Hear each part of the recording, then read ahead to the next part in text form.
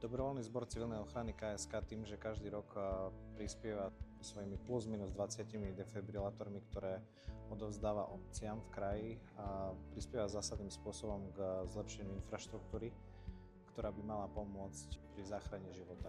V prvom rade by som chcela poďakovať dobrovoľnému zboru civilnej ochrany Košického samosprávneho kraja za získanie tohto prístroja. Defibrilátor umiestnime v našej obci v stratenej časti Dobšinského ľadová jaskyňa na budovu Turisticko-informačného centra. Sme úprimne hrdí, že aj tento rok spolupracujeme s dobrovoľným zborom civilnej obrany Košického samosprávneho kraja.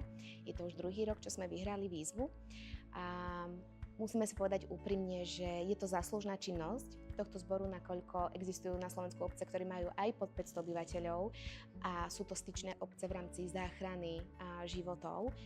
A sme veľmi šťastní, že spolupracujeme naozaj na takejto úrovni a pomáhame zachraňovať ľudské životy. Sme 3 obce, obec Perín má okolo 1000, obec Chým a Vyšný Lanec sú menšie 2 obce. V prípade nejakej vážnej potreby alebo záchrany života si dovolím tvrdiť, že bude na tom správnom mieste na obecnom úrade v Períne. Tento rok už druhýkrát po sebe Spencer Medical vyhralo túto verejnú súťaž a tým pádom sme už vedeli, do čoho ideme. Bolo to veľmi pozitívne a príjemné vedieť, že máme kvalitného a spoľahlivého partnera, na ktorého sa môžeme v každom ohľade spoľahnúť a vedeli sme, že tento proces bude relatívne rýchly, príjemný a bez stresu.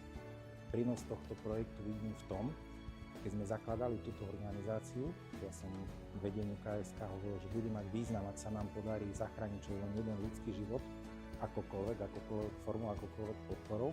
A už len cez túto organizáciu a cez distribúciu AEDčiek sa nám podarilo 19 zásahov a z toho 6 reálnych zachránených životov. Čiže význam tohto projektu je jednoznačne zachránený ľudský život.